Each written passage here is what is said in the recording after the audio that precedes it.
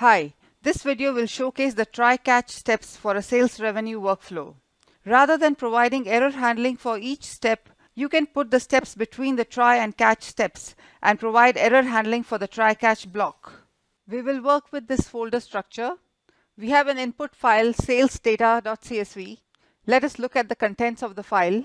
The sales data file contains customer name, the product, the quantity sold, and the unit price. So based on the quantity and unit price, we will calculate the total revenue. Let us go to Process Studio. I have created a project, Error Handling in Sales Revenue, and also a workflow Error Handling in Sales Revenue. This workflow has a CSV input step that reads the sales data, a calculator step that calculates the sales revenue, and a Microsoft Excel output step to store the information. Now we saw in the input file that it has two valid records. In one record the quantity is null, and in one record there is an invalid quantity. Let us execute the workflow. Let us go to the preview data. The CSV input file reads the four records and shows an unexpected conversion error for the invalid record. Hence the workflow fails at the calculator step, since we have not given any error handling in this workflow. Now many steps in Process Studio have this facility of error handling. But giving error handling at each step can be cumbersome, so we have the option of using try and catch block. Let us look at that. Let me search for the try step. Let me drag and drop it after the read sales data step. The try step can be the first step in a workflow, but the read sales data step has to be the first step since it is an input step. I have added one try and catch combination. You can have multiple try catch in a workflow. Try-catch can belong to a loop or a nested loop. You can also have multiple try-catch which can also be nested. Now let us put the catch at the end. I will join the output to the catch. Let us configure the catch step. We will come to the configuration step later after we define the target steps. In the Fields tab, you can define the error handling fields such as error description, error field, error code, and the others.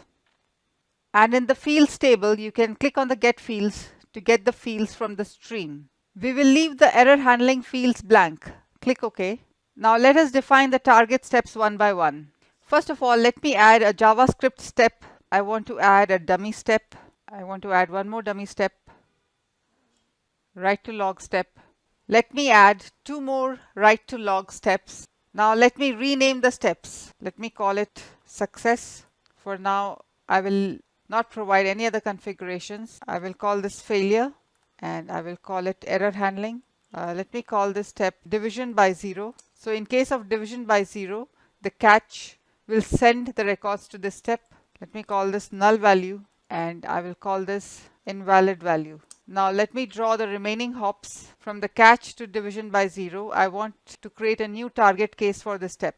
A new target case for this step and one more new target case for this step. Now if you open the catch step, you will see that the new cases, the new target cases entries are available in this table, and the success and failure steps are also mentioned. So let us draw the correct hop. The case is division by zero. The case is null value, and in this one, let me delete this hop and let me redraw it to make sure it is invalid value. Save the workflow. I will configure the success step and I will write an alert on a product if it is evaluated successfully. Click OK. I will not provide much details for the configuration of write to log steps. The workflow is complete and we are ready to execute the workflow.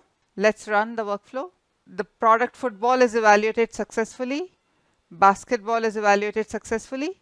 So two rows were successfully evaluated. So let us check the preview data. The CSV input file read all the entries, that is 4 records, and we can see that one quantity is null and one is invalid. In the calculator step, only 2 records were calculated for total price and 2 records were passed to Excel output step. As you can see, the other 2 records were sent to the catch step for handling. So let us check the catch step. In the catch step, we can see one more record for the null entry. Now let us check the other steps. So the success got 2 entries which we saw earlier. The failure path got 1 entry which had the null value, and the entry which had an invalid value, that is a dash, was sent to the error handling hop. whereas there were no special cases for the other write to logs, so no records were passed to these paths. So I hope this gave you a fair overview of how to configure the catch step and how to configure it with the different target scenarios. We saw how to configure the try catch steps in a sales revenue workflow.